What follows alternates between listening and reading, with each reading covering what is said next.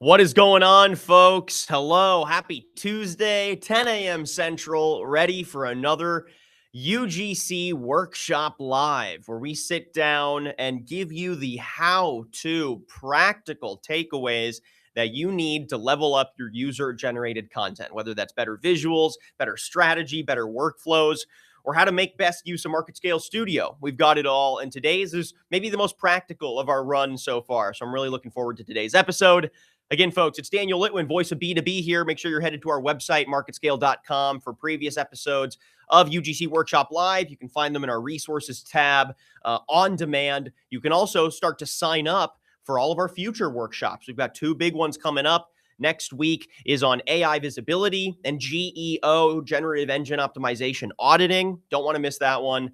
And after that, we've got a great workshop sitting down with pros from the healthcare industry to talk about how to deploy user-generated content without all the red tape in a highly regulated industry. I'm sure a lot of y'all can relate, whether healthcare, fintech, you name it. So, folks, I'm looking forward to today's episode. Let's dive right in. Today on UGC Workshop Live, we are giving y'all the nitty-gritty how-tos on giving better editing direction on your event recaps. Now, some of today's insights in general are going to be applicable beyond just event recaps, right? The methodologies of thinking through your edits, of pre-production, of intentional direction. These are tried and true and are useful whether you're submitting, an edit request for a podcast or a soundbite or an event recap, right? But we really wanted to drill down on trade show content because, well, Q1 2026 is hot for trade shows in almost every industry that we serve.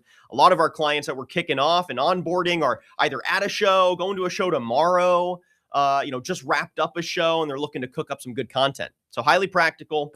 So by the end of today, you're going to take a real trade show upload in Studio.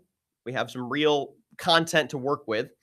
And you will elevate your strategy for submitting an editor-ready edit request that produces a purposeful piece of trade show content in one clean pass, rather than getting a generic montage or getting stuck in endless revision mode, which is never fun. So let's go ahead and dive in, right? So let's set the stage here a little bit before we introduce our guests, right? If you ever open a studio edit request and you realize you don't actually know how to communicate your vision for that video, you're not alone, okay? Communicating as a video producer is its own muscle and its own skill. And trade show content is some of the most exciting, has the most opportunities for high impact, for engaging customer storytelling, product showcases. But often you're dealing with either too little, one picture of a photo booth, or one photo of your booth and then like one selfie, right? Or you're dealing with way too much, and it's hard to make sense of how do I put together a thoughtful video that's actually useful for me. We're going to be working mostly with the latter today. Last week's workshop was to help you guys capture a little more content. Today we're going to assume you already did some good B-roll, some good selfies at your trade show. So again, trade show footage, there's a lot to sift through. You've got B-roll, booth demos, selfie clips, interviews, customer storytelling, conversations with prospects, right? A lot of moving pieces. So if you don't give your edit requests purpose and you don't give them structure, then your editor has to guess what you're looking for out of your edit. And guessing is how you end up on version 10 of a video and no one's happy, right? And you've already missed the window where that video would be impactful. So today, we are going to show you Studio, right? MarketScale Studio and some of the workflows in our edit request ecosystem.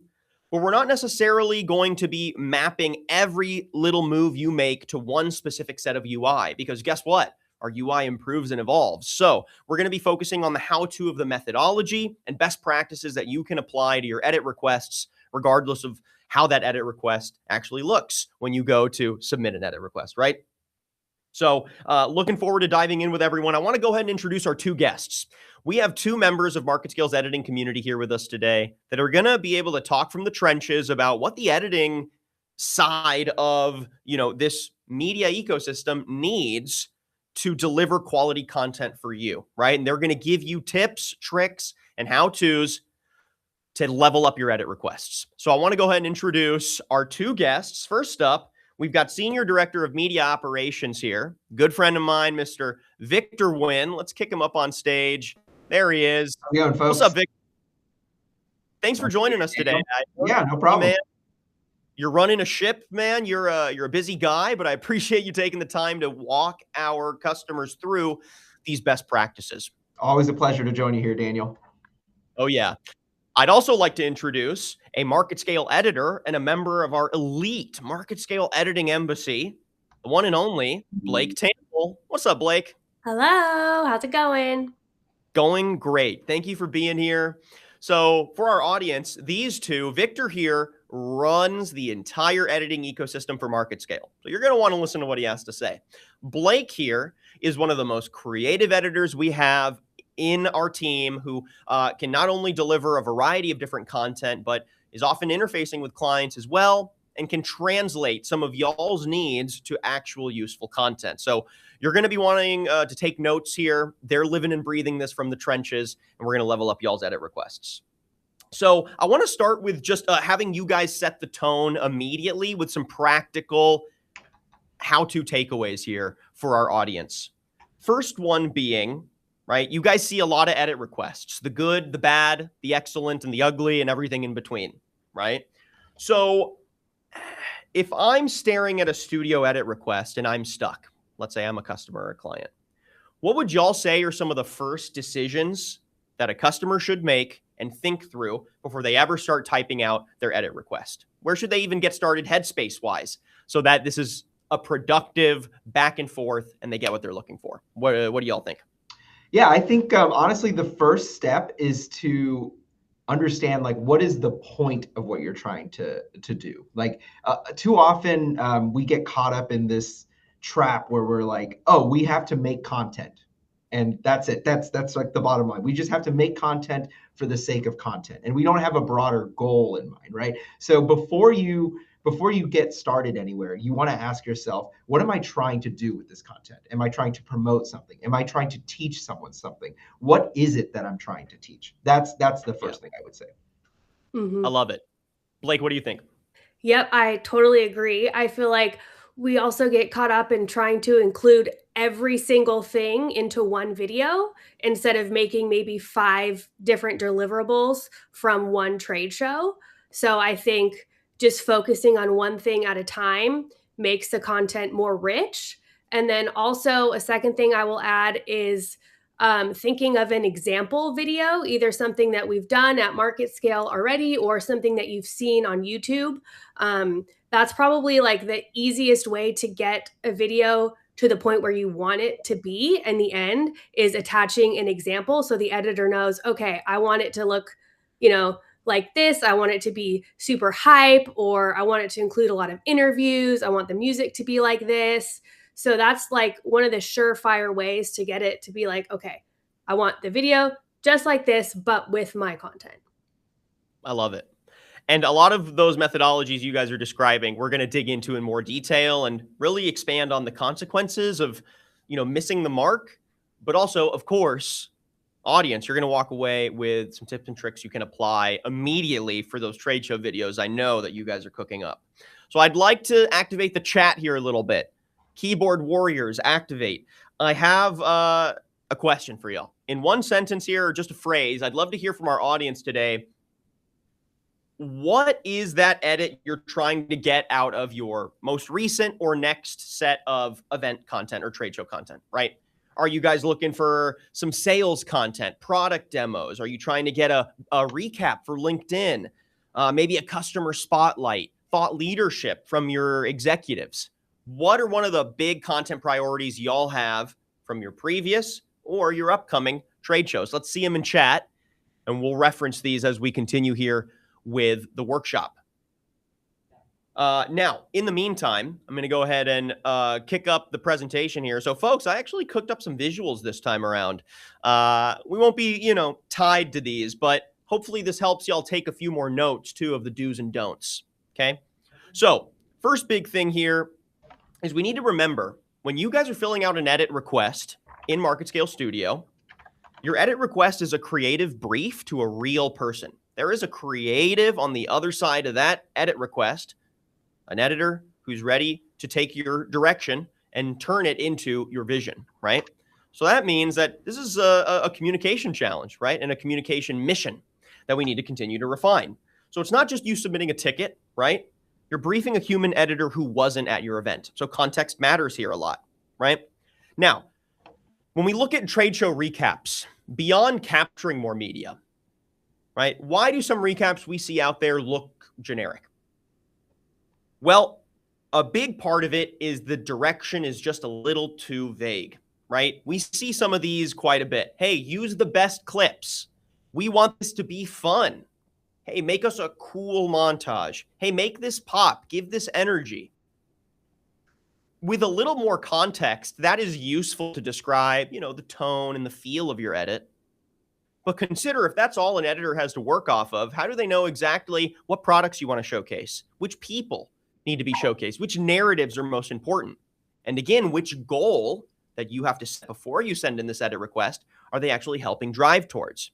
This is really important. Victor or Blake, tell us a little bit about how this actually ends up impacting the edit experience, right? And your initial take on how do you avoid this, right? If you are a customer and you're submitting an edit request, how do you level this up? Yeah, I'll take this one first. So if the thing with something that's just purely vibes based is that your vibes can be very different from whoever it is that's picking it up, right? Like someone might pick it up and they're like, oh, this, this client said I wanted a lot of energy. I want some pizzazz, right? Well, what happens if they pick a music track that's like, what happens if they pick like a techno music track? And because it's a tech-based trade show and you're like, yeah, it's a tech-based trade show, but I mean, I don't know, techno doesn't really seem like the right thing. What if we just went with some hard rock, right? Because that's your personal taste, or that's the taste of some of the salespeople who were on the floor that day, right? So then, we have to retime all the edits and all the imagery to a completely different beat or something.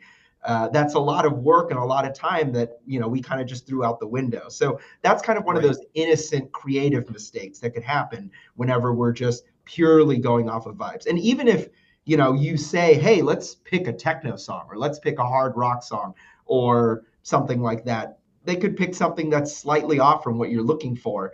And so then, we're faced with the same problem. Mm-hmm. Yeah. And I feel like, if you just say like, oh, pick the best shots. And like, there have been times where at trade shows, people have new products that they're showing off that they don't necessarily want to show next month, but maybe in 3 months, and I'm like, oh my gosh, these product shots are so cool. And so I include all those. And then, the revision comes back and it's like, oh, actually, we can't show this, this, this, and this yet. It hasn't launched. Like, we can't include those. And so again, like knowing that up front, like, hey, we want to include, product A, B, and C, but don't include product D, please, and attaching pictures of what those products are, because again, I probably don't know exactly what the product is unless I Google, I do a lot of Googling and going on the client's website and stuff to try my best to figure it out. But sometimes that stuff isn't there. Right. Exactly. So just being really specific about what you want shown, I think is really helpful too. And then we can, as the editor, pick the best shots of that, so if you want like lots of shots of the booth, people talking, these specific products, then we can do our, best job to pick out the best shots of what we have of those things.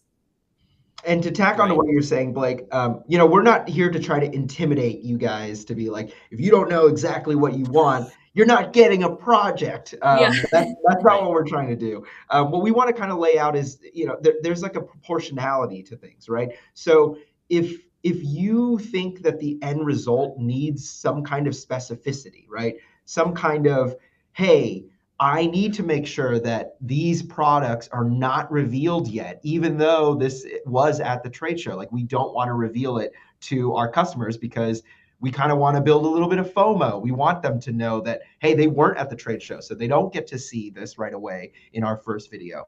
If that specific thing is needed, we do need to know that. So if you want some kind of specific outcome, which I think Daniel's shown up here on the proportionality rule, you should be specific up front. But if you're fine with not being specific because you're like, I truly just need like a purely vibes-based hype video, we don't need to work on story that much.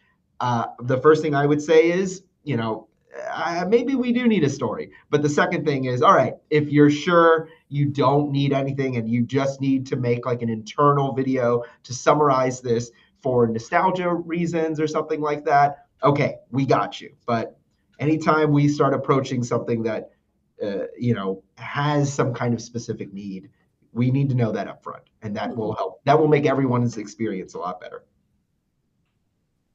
Exactly.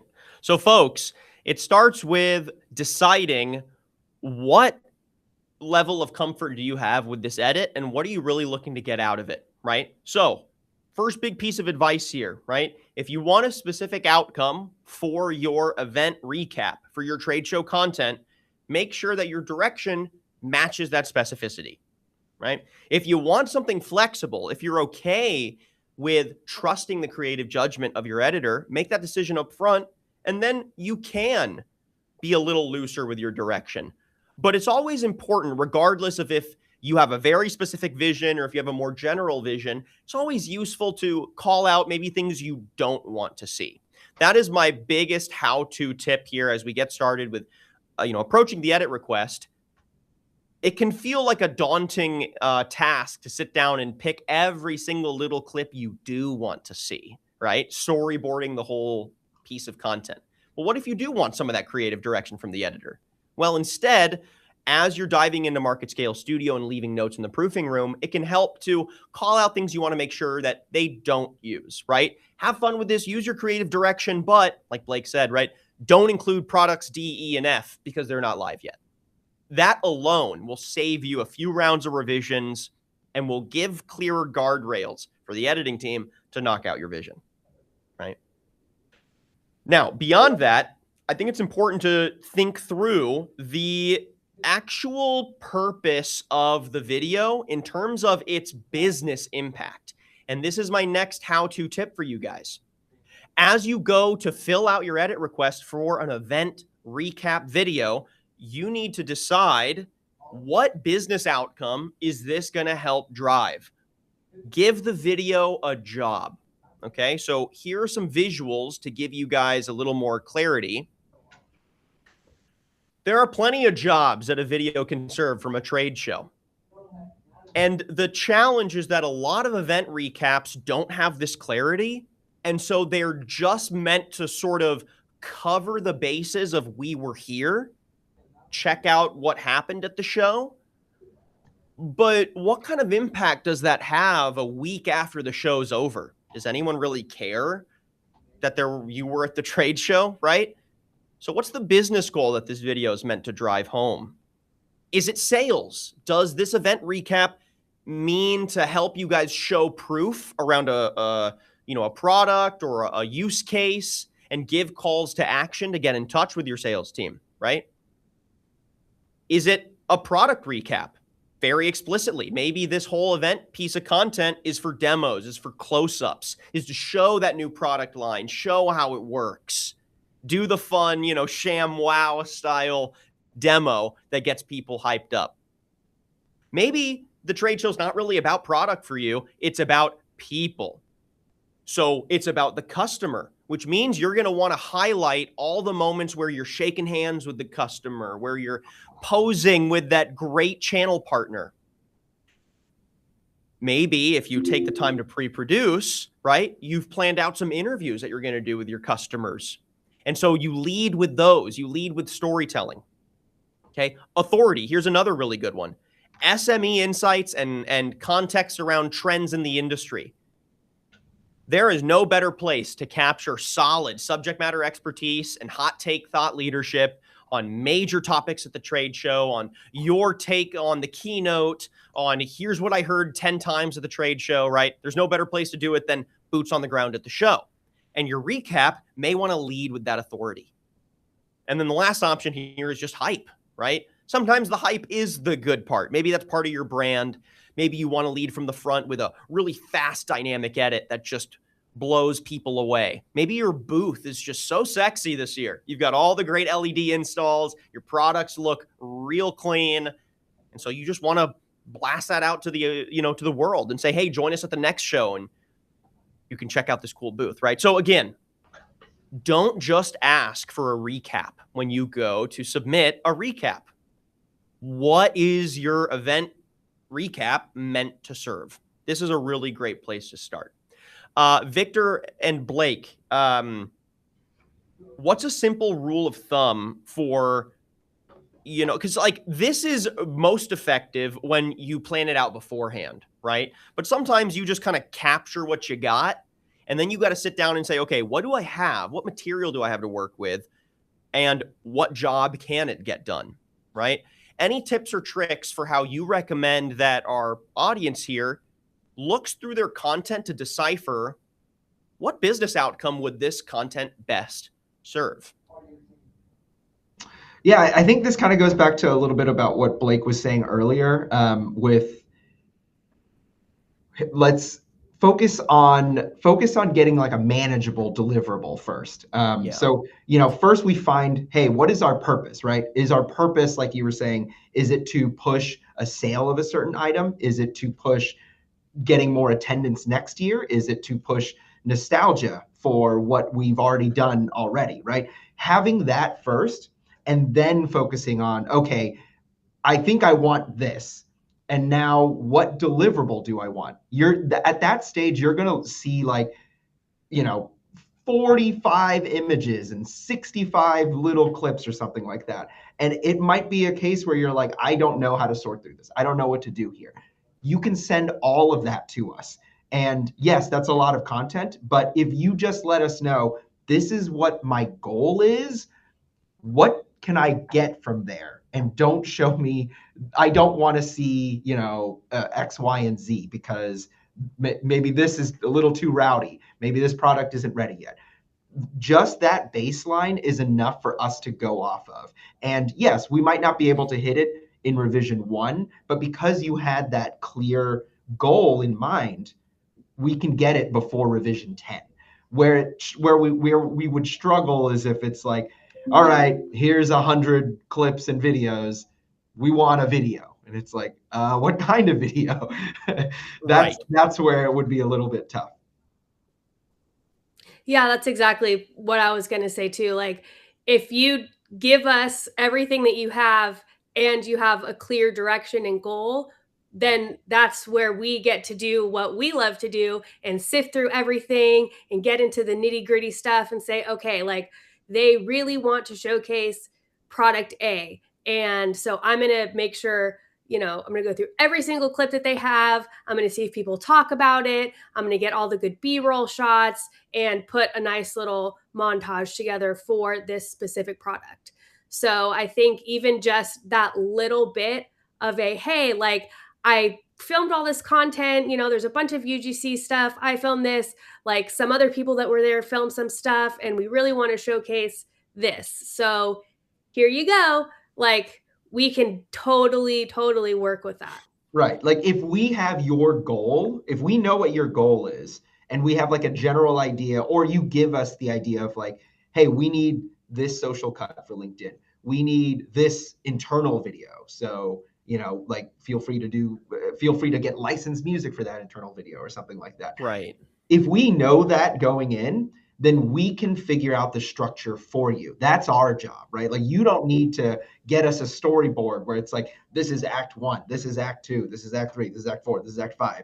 Like, honestly, we're going to look at it and we're going to be like, all right, much appreciated. That's going to make our lives a little bit easier, but you did spend 2 hours just going through ChatGPT or pulling out like an old screenwriting book or something to give us all this detail for something that, was like a 60-minute video that we've done thousands of times. And it's kind of like, you just need to give us like a couple of sentences of what you're looking for. We've done this a lot. We can figure it out for you. Yeah. I was Look, talking oh, go ahead.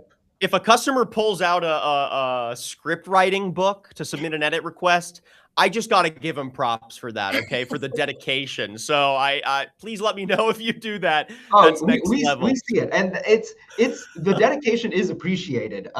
It's just sometimes it might not be necessary, right? This kind of goes back to the rule of specificity that you were saying before.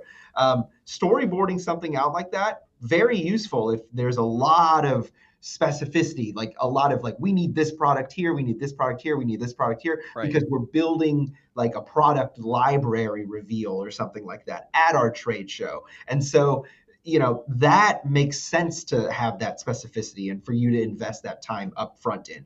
But if it's a bit more casual and it's like, we just need to show these 3 products, there's not really, there's not an order necessarily, there's not necessarily like a rhyme or reason that it has to specifically abide to.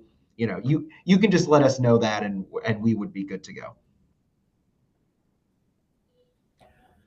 So what I want to touch base on now with y'all is starting to dig into the platform itself a little bit and organizing an edit. This is where methodology, really goes pen to paper for our audience here. So folks, as we start to, actually put our hands into MarketScale Studio and show an edit request and how to maneuver it, it's important to remember that the content that you capture and upload at a trade show does not just have to serve one video. And this is an important part of organizing yourself in the platform and making the most of all this time you spent capturing interviews and B-roll and customer spotlights, you name it, right?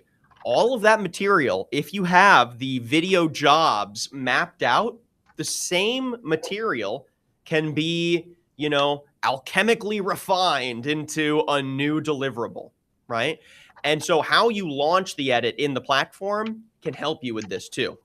So just kind of knowing that if you organize your stuff to start within a folder in the platform that's trade show related or related to that show, from there you can start to dig and sift through those pieces and tag stuff for your own sake into, let's say the hype montage cut, or, oh, this is perfect for sales, or, oh, here are all the customer moments. I'm going to tag this into customer spotlight, right?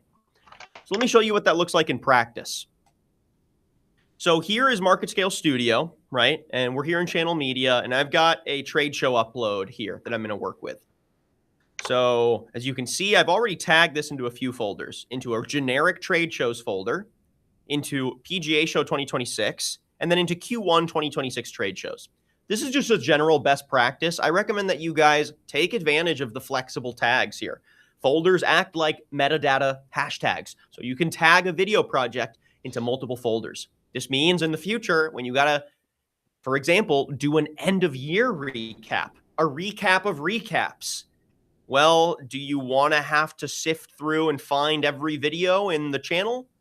If not, then if you have everything categorized neatly into a bucketed trade shows folder or a 2026 trade shows folder, it'll be really easy for you to go in there, select all the clips and say, hey, reuse these, but now for a end of year highlight, right?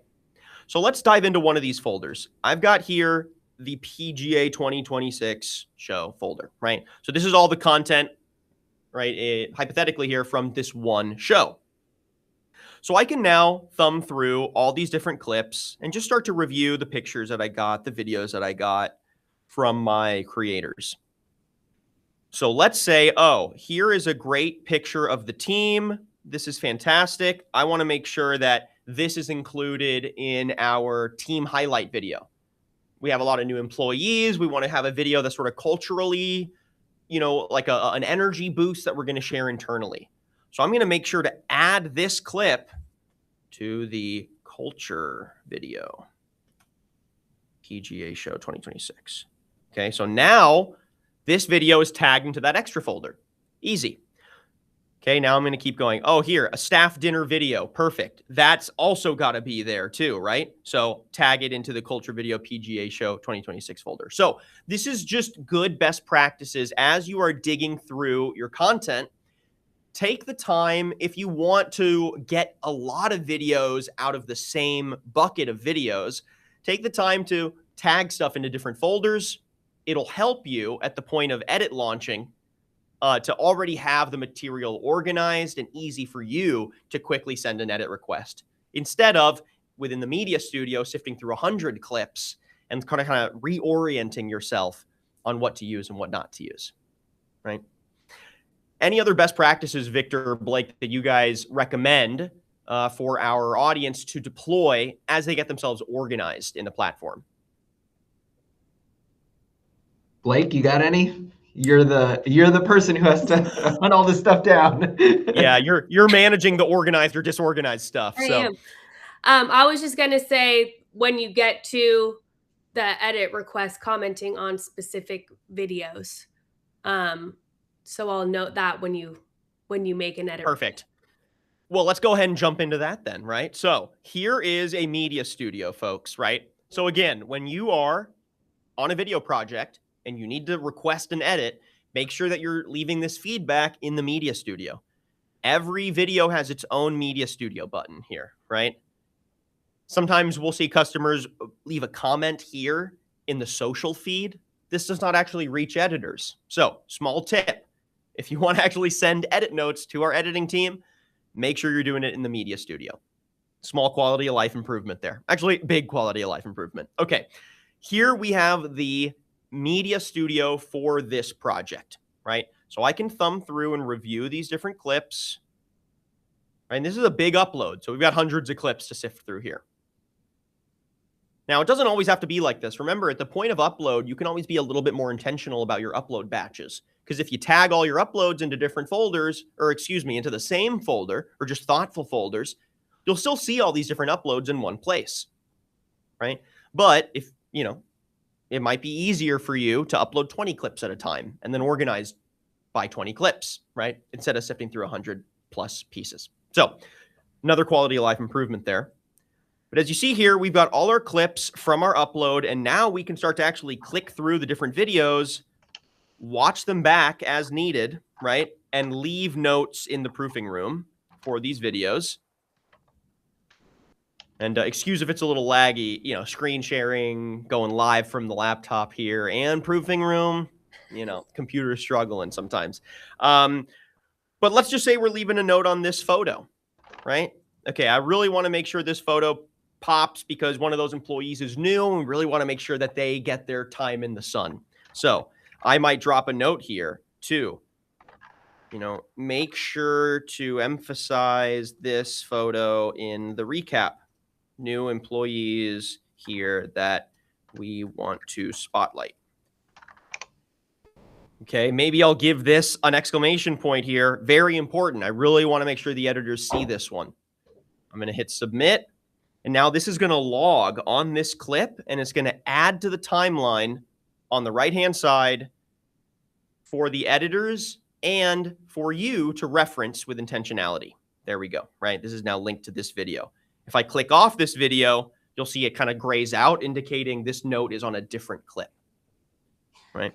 So let's talk best practices here, folks, before we start digging into the actual edit request form. Blake, what kind of advice do you have for our audience on how to better leave proofing room comments? Because there's two places to leave comments here. You can leave direction in the edit request, which is the main direction for your video. But then you've also got the proofing room where you can leave notes on each clip. What is or isn't kind of a best practice, in your opinion, for using this environment to support an event recap video? So exactly what you did here with commenting on, please make sure to use this clip. I think those things are really important, especially when you have over 100 clips. It's really important to say hey, I definitely want this one in there. Or, hey, I definitely don't want to show this. Like we were talking about not showing a specific product. So here you could comment and say, hey, this is the product that I'm not wanting to show. If you can see this in the background of any of the shots, please don't use it. So that's a really good way to show the editor specifically, hey, this is what I do want to be shown. This is what I don't want to be shown. And you don't have to comment on every single video clip at all. That's not what I'm saying. I'm just saying if there's a few specific things that you 100% know that you want or you don't want, then please note that on that specific clip, and then that will help us, guide us in the right direction. And to add on to that, folks, when we get something of that size and the edit request says, I'd like a 60-second video, I want to focus on X, Y, and Z. Our default is actually not that we are going to use every single photo and video that you send us. So you don't have to assume like, oh, they're going to use all of those photos and videos. Conversely, you should definitely know that we're not going to use all of that footage. We have had instances in the past, and even in the recent past, where when a client might upload like 70 photos, and they come up with the assumption that we will use all 70 photos. One, I would strongly caution you against that, right? Like you're putting in a lot of visual clutter and information and condensing it into a piece of content that even sending it to the audience that you intend to send it to, they're most likely not going to watch it all the way through, right? So that's one of those cases where you should trust our editors a bit to utilize the best footage rather than to be comprehensive to a fault. Yeah. That's, something I've learned myself. So this is coming from a user perspective here, because I edit my own stuff too in MarketScale Studio. I request edits, right? I have found that it's very important to, again, remember the human dynamic here. You are launching into a creative conversation with a real creative who does have their own creative language, who has the ability to take your view, your vision for your video and give it that extra touch of magic. So sometimes overdoing the pre-production, like overdoing the specificity of every single clip you want to see in an event recap, for example, while it's not like totally misguided, it's not bad, it's just, is it totally worth the time? Because you may actually find you get a more engaging video if you take the time to just highlight what you really do or don't want to see, get the extremes, and then leave that middle room open for the editor to put their creative stamp on it for the sake of getting something more fun and engaging. If you kind of overproduce, you may find that the edit's actually maybe a bit stiff because the editor had less room to play with. And even if it totally matches your vision, you may say, oh, actually, I don't know that I liked my vision all that much, So it's good to trust the editing relationship here that you're developing with your creative briefs. Blake, would you agree with what I said there as the editor? Yes, definitely. And I feel like that's where we get to have the most fun as editors. It's like, okay, they want this, they don't want this, and now I know what to do. It's like I'm baking a cake and I get to put all the fun frosting and sprinkles and all that stuff on top, and I get to do the fun part, because everybody wants to make a great video. The client wants a good video, the editor wants to produce a good video, the UGC coach wants it to be a great video, so we're all working together to make this really, really great. And so the more we can communicate up front and be specific about, hey, don't show this, please do show this. And here's an example that I like, and I like this kind of music. Then the editor, we get all that info and we're like, yes, okay, perfect. I know exactly what I'm going to do. And so then we get to, just have fun and do what we love to do. Exactly. So let's give some more guidance here on structure for your videos, right? Now, this is very flexible and it's very dependent on the job we described earlier, right? So what job is your video serving? The structure of that video is going to be dependent on that job. So if it's product focused, obviously the structure is going to be a little bit more, painting the context of your video, painting the context around your product, how it works, maybe even including a demo in there and then a call to action. If you're doing authority, and this is all about trends in the industry, you're probably going to start with setting the context of what trend are we talking about, right? Hey, 10 times today, I heard AI isn't as big a deal in our industry as everyone makes it out to be. Okay, then you want the hot take. Then you want maybe validation, include a second voice to supplement, or a contrarian voice to add a little flavor and fire to your video. So again, there isn't one tried and true structure to all event recap content. It's kind of against the main message we want you to take away from here today. But if I did have to generalize at a very high level, you can take some inspo from something like this, right?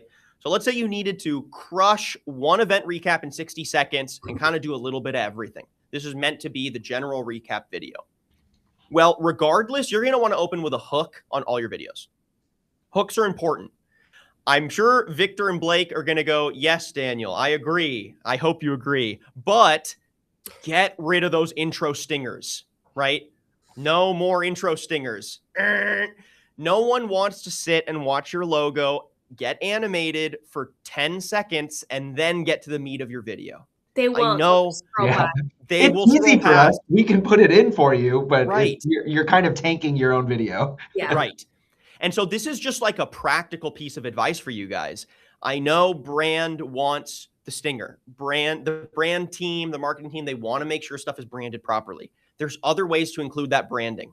Remember, you could have the logo sting at the end of your video. You can have your logo pop up in the corner as your video starts. You can make sure that it's part of the lower third, maybe a little badge with your logo as the person's name pops up.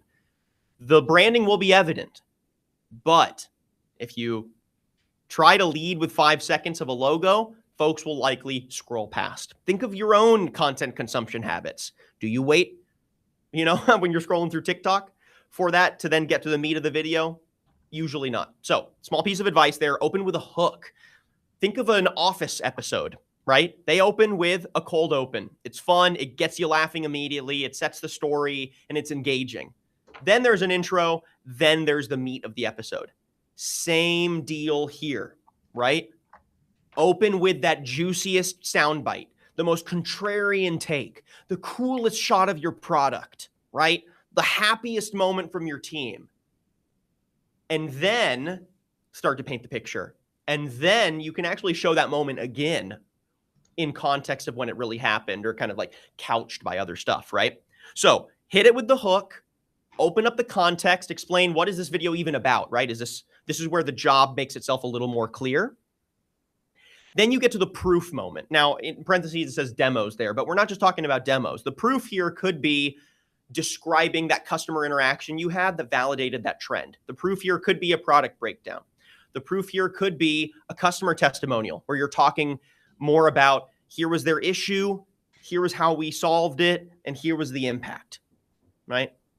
The social proof bit there at the end is let's add some more heart and more energy to the video, right? Social proof is important for most any video. Really, what this means to me is include more voices, include more people in your content that validate your point. If it's a product demo, have that second sales guy come in and add his voice to reinforce one of the tips that the main guy is offering. If it's a customer interview, have one of the sales guys or a VP of marketing or a customer rep reinforce or validate the impact that they just explained.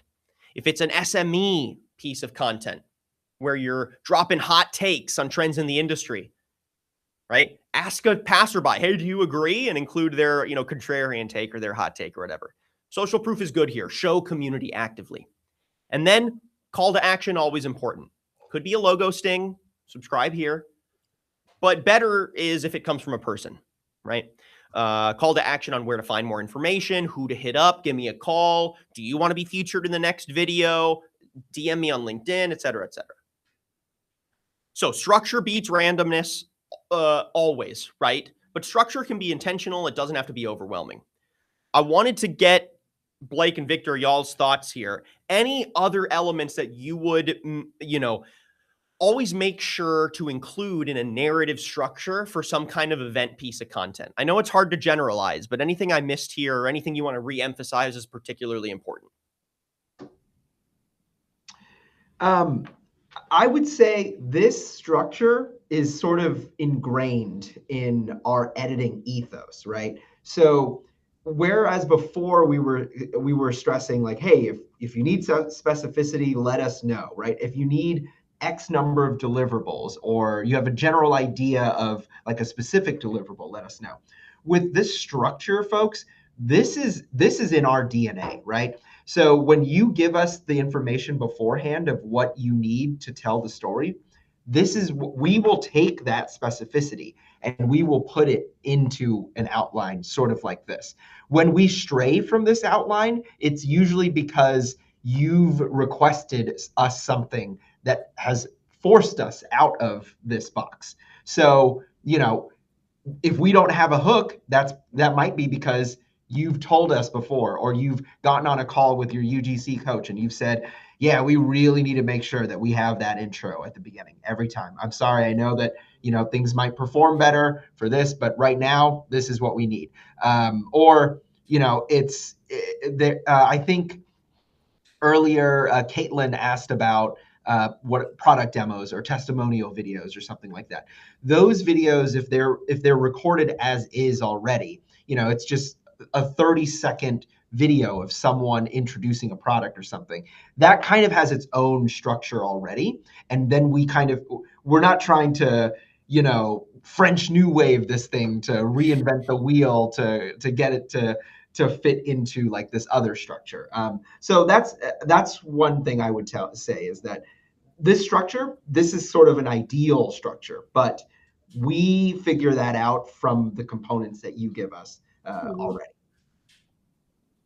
Exactly. Yeah, I agree. That's pretty much like the structure that he showed. It's like, if you say, I just want to recap and nothing else, that's what we're going to do.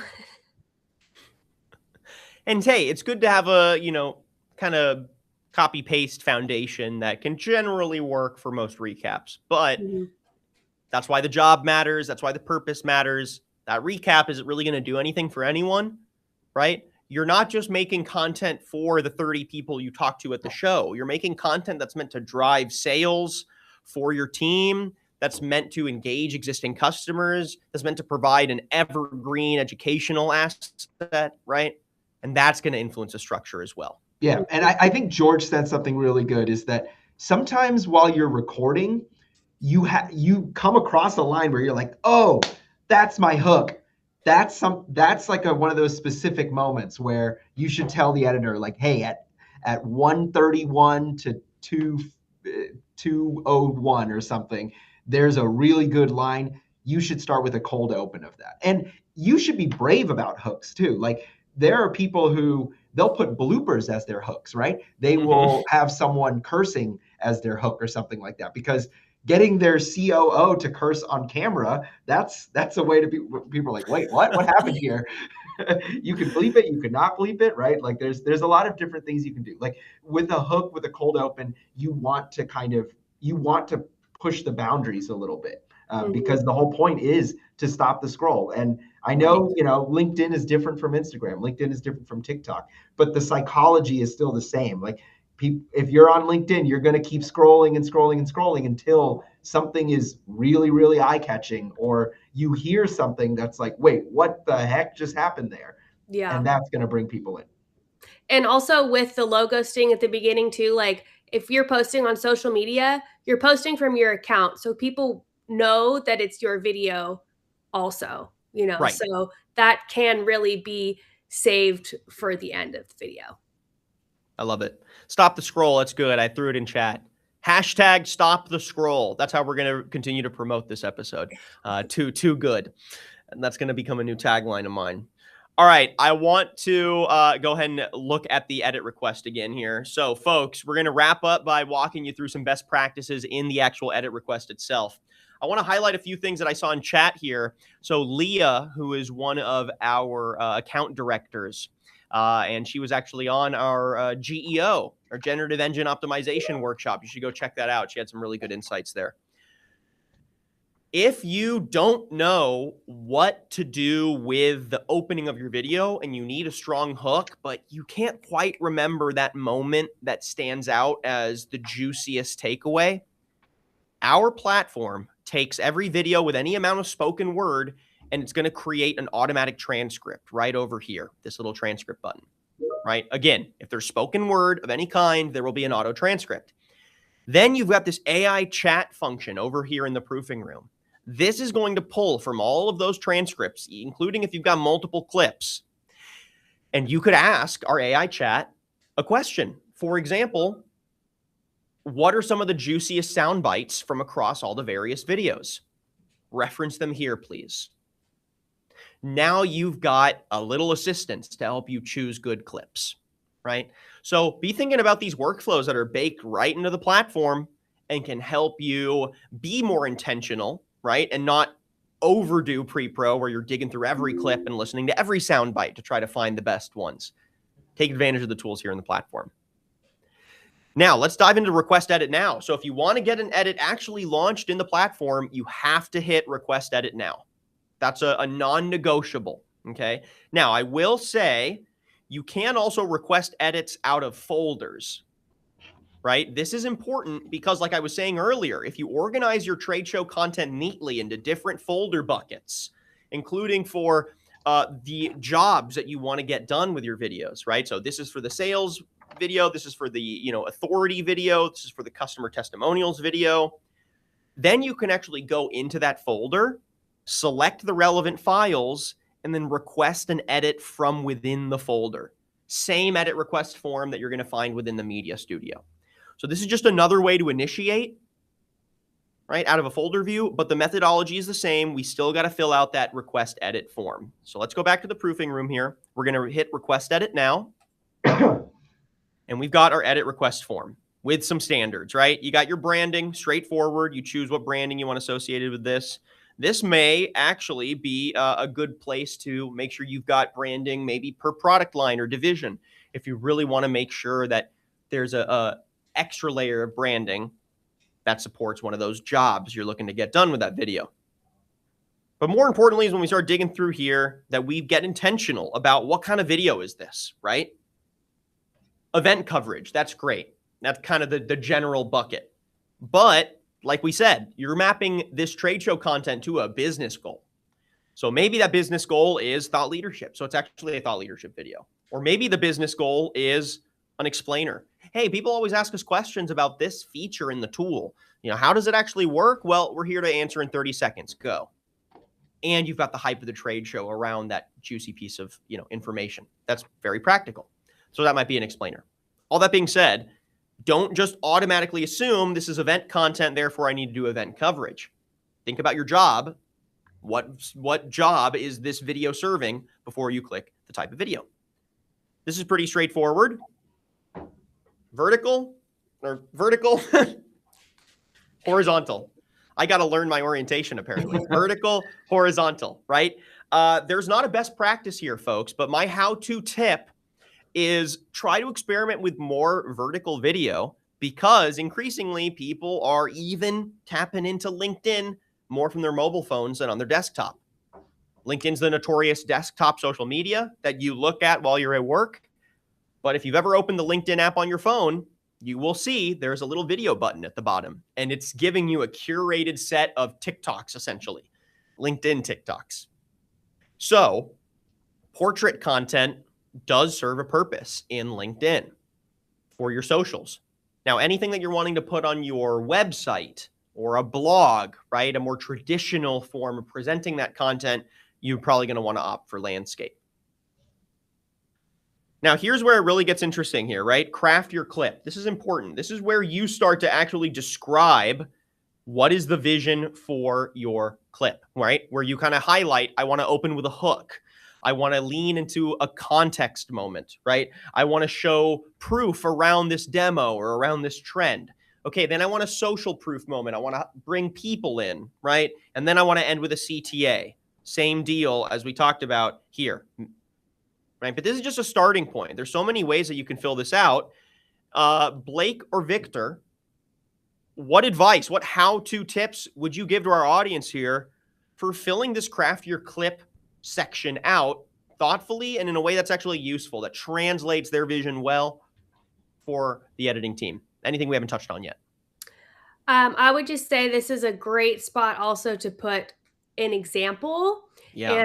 And if you like if we have made a trade show recap for you before, say like in 2025, and you say, make this exactly like the trade show video that you guys made for us in 2025, and then that's it, please link that video as well, because we have so many editors here, which is really great. And so it's likely that the person who edited your last trade show video is not going to be the same editor that edits this trade show video. So the more context that you can put in the edit request, the more helpful it is as the editor, so that we know what you're talking about, essentially. So I would always put examples in there.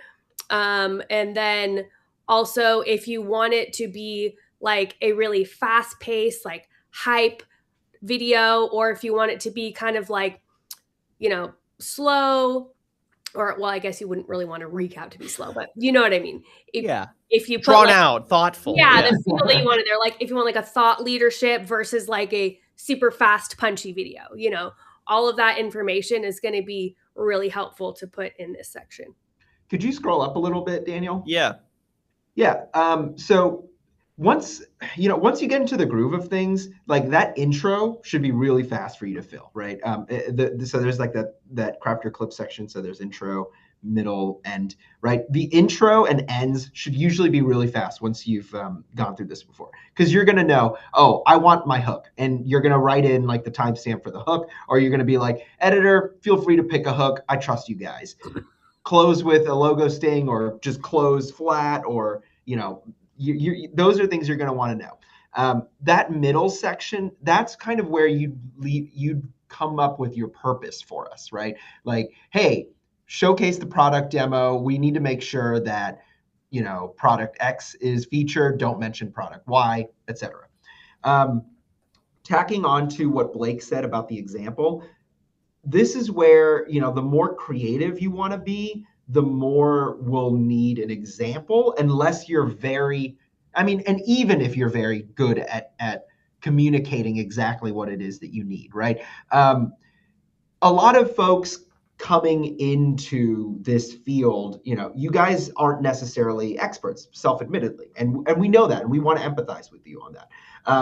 It's a lot like, and I was telling this to a client yesterday, it's a lot like getting a haircut when you don't know anything about hair, right? Like, you know what looks bad on you, and you know what looks good on you, but you don't really know exactly how to navigate getting there. And that's kind of like what editing is like, right? So just like you would show up to a new stylist with a picture, you would show up to a new editor, or you would like, if you're doing something new, you want to have that picture ready so that they are not putting like a really weird haircut on your head that, then you have to reconcile with. Our version of waiting 4 months for your, 4 months, 3 weeks for your hair to grow out or something is, going through 10 versions of a revision with you. Nobody wants to do that. Your hairdresser doesn't want to do that to you. We don't want to do that to you. So if you get an example, even if that example isn't exactly what you want, right, it acts as a baseline for you, where you can be like, here's an example. Do this, this, and this from the example, but don't do these things from the example, right? And then an editor can look at that and be like, cool, I know what I'm working with. Or they can say, that's really fun, but you are in X industry, and I do a lot of stuff in X industry, and I'm going to tell you that this creative decision in your industry is not necessarily a great idea. What if we try to do this, this, and this instead? That's just like what a hairstylist would say, where it's like, that looks good on this person, but it doesn't look good with you. This is why. But if you don't have that example for us, then it's kind of hard for us to build off of that baseline. Exactly. And here's what I would say as a starting point. You always want to make sure that you provide these elements in your edit request. It would be this little editor ready brief. So you want to take a little screenshot of this. This will also be in the supplemental article that we post from this webinar. But you want to start with your purpose first. Again, what job is this video going to serve? We've got our menu of options. Pick the closest one, and then make sure that purpose is clear across the rest of your direction. Make sure you've got a goal. What is the goal of your video? And you should be able to describe this in one sentence. If the goal of your video is, I want to highlight that we were at the show, well, first let's take a step back and maybe rethink that goal, because it's not always the best use of great trade show content where you've got community engagement, thought leadership, great visuals. So what's the business related goal, right? Map that out to one sentence, and that's going to motivate the rest of your direction. Okay, structure, right? This is where we got into, think of your hook, think of your context, think of your proof, think of some social proof, and a call to action. That's a great way to approach a starting base for most of these different types of event recap pieces of media. Hero selects. This is really important to me personally. Maybe the editors disagree, but I think it's always a good practice to highlight at least a few key moments that you definitely do want to see. There's got to be something in that footage that oh, that was the best moment, or that was so funny, or that was so visually engaging, right?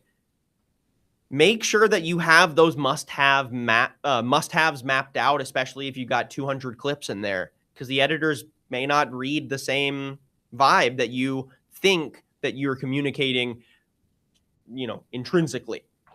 Be specific. Go in, drop that note, make the exclamation mark comment in the proofing room like I did here, right? Where you've got very clear vision here for the editor, like make sure you use this or make sure you don't use this, right? If you only use those 5 clips, would it have the impact you're looking for? That should be the kind of impact that these videos have, right? If you take that 3-minute video and you condense down to 60 seconds and you can only use stuff from these few clips, would it have a similar effect? That's how you know you've picked the right clips that move the needle on your vision. Reference, like Blake and Victor said, make sure you include an example. This is great for you. It lessens the load a little bit of having to get so granular with every creative decision, and it helps the editors too. It will give them something to work off of and be creatively inspired by.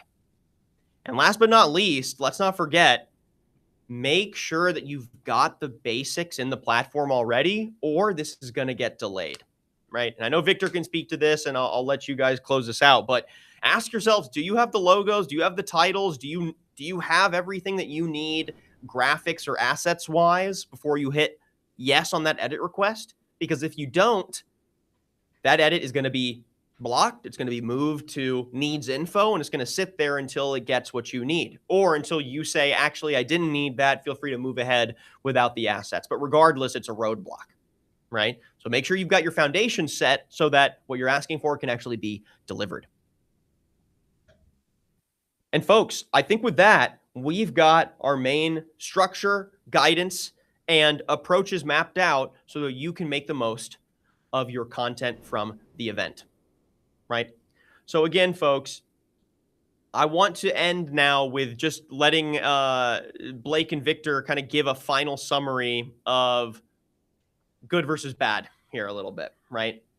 So I'll give my take here. A bad edit request to me, this is going to look like, hey, make an exciting recap for us. Use some of the best clips and give it fun music, but keep it short.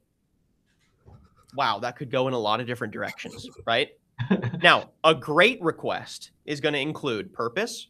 It's going to include key deliverables, a clear goal, a few hero selects, some style references, and making sure that you've got your assets in place so that the edit moves smoothly, right? With, I think, the biggest emphasis being on what job is this video serving. Mm-hmm. What would y'all say? Yeah, I would say if you want a specific outcome, just be specific and have examples. And that's also going to cut down on revisions. Nobody wants to have 7 revisions from the client side or from the editor side because, we are not trying to post trade show content 3 weeks after the trade show. Nobody's going to care at that point. Like, we want to get it to you as fast as we can too, so that the video can do its job. So the more specific you can be up front, the less revisions we're going to have, and the faster you're going to be able to post the content that you need to post. So that's my final word on that. Boom. Victor, close us out. Well said, Blake. Well said. Yeah. The main thing that I want to say to tack on to what Blake said is there, especially when you're just starting out with this, it can seem daunting to be like, well, I just watched Victor, Daniel, and Blake, and they said this is what a great request needs, and this is what a bad request is. And I only feel like I know how to send a bad request right now, so I shouldn't send anything at all. Don't do that, right? This is a place for you to experiment. Like if you send a bad request, we get a lot of bad requests every day, y'all. Like we have seen many of these movies over and over and over again, right? There are folks who, it's like we've made the same like 5 or 6 things for them. So even when they send a bad request, it's kind of like, okay, we know what they want though. So we can kind of help them with this because we've done this before. But if it's something new, right? And we have 3 out of the 5 elements of a great request, do not let those last 2 missing elements stop you, right? Send in what you have and we can ingest it and figure it out ourselves. Like Blake here represents the editing team, but we also oversee a large edit support network that helps to prepare these edits for editors like Blake so that things aren't as confusing, right? So if you have an example, but the example link didn't work or something, we might be able to hunt that example down for Blake, right? If you thought that you put in a logo, but it's like a low res logo or something like that, sometimes we can move ahead with it because we have a general idea of what the logo shape is or something. So we might have the low res version of that logo in as a placeholder, or we upscale it with our own tools. Sometimes it doesn't, hit 100%, but it gives us a strong foundation to work off from there. So all that to say, don't be intimidated that you don't have the perfect edit request. We have done this many times before. We can get your edit request there to a stage that an editor like Blake can figure it out. And I just wanted to end with some B-roll here over, Victor's final points here from the content we were actually just showing you. This is an example of taking all that media, which was a mix of vertical and horizontal media, and creating an actual just recap, right? Check out everyone we got to meet. Look at all these different faces, voices. I'm sure these are customers. These are prospects. These are other employees. This is a great engagement tool, right? Spotlighting all these relationships. But I love how it opened up too with the travel content. That's a really fun way to start, right? Like, check it out. Let's jump in to the trade show. We're walking in. Here's the, big opening sign, and you're really setting the scene. This is fun. It's personality driven, right? Sometimes the simple stuff does work. So I love this final point. Do not overcomplicate things for yourself. Trust that you will improve as you send more edit requests. But the real how-to tip here that I think captures everything is before you launch into that edit request, you want to determine what job is that video playing? What is this going to help drive for me post-show? Business goals wise, that is going to motivate so many of your creative decisions and give you so much clarity as you're filling out your edit request. And I think on that note, we're done, folks. So thank you to our 2 guests. This was awesome. I love getting to chat with the editing team, and we're going to be doing more of these edit request 101s for different styles of video going forward. So thank you again to Senior Director of Media Operations, Mr. Victor. Thank you, Victor. And thank you to our MarketScale Editing Embassy member, tenure editor here, Blake Tamble. Blake, always a pleasure. Yeah, so fun. Thanks for having us. Awesome. Thanks, folks. And thank you, everyone, for tuning in to today's episode of UGC Workshop Live. We're live every Tuesday, 10 a.m. Central, with more useful how-to tips, tricks, strategies, tool breakdowns to level up your user-generated content. Make sure you invite someone to next week's. Make sure you join us. Every week's new. Every week there's something different. We're not just throwing the boilerplate at you once a week. So don't miss out. And if you do miss it, I get it. It happens. You get those Tuesday morning meetings. Watch it back live on demand at marketscale.com. Click on our resources tab, go to workshops, and you'll see all of our previous episodes there.